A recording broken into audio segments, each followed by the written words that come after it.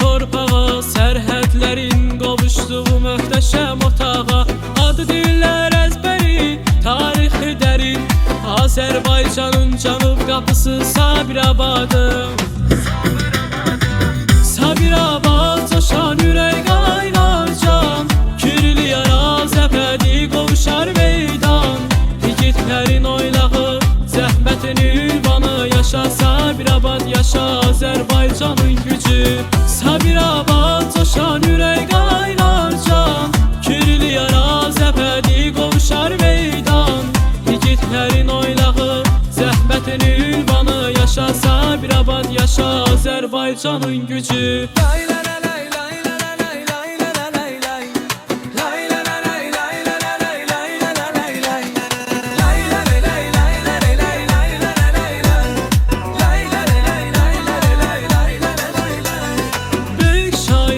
Adı bu yerə verilir, sözün qüdrəti torpağa hopub əkilmiş.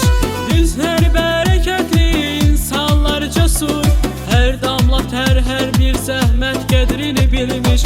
Pambıq çiçəyi ağ gəlinlik deyilir, qarpızın adı uzaq ellərə yayılır.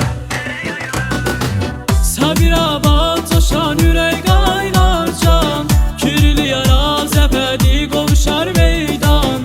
Yigitlərin oylağı, zəhmətin ünvanı, yaşa Sabirabad, yaşa Azərbaycanın gücü.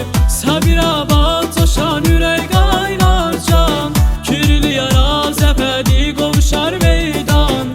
Yigitlərin oylağı, zəhmətin ünvanı, yaşa Sabirabad, yaşa Azərbaycanın gücü.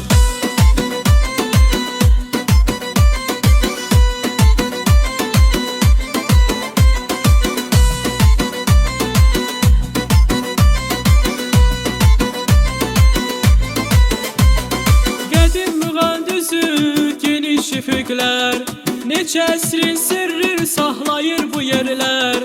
Gündüzü istidir, lakin gecəsi sərin, qonaq sevən halqın isti nəfəsi var.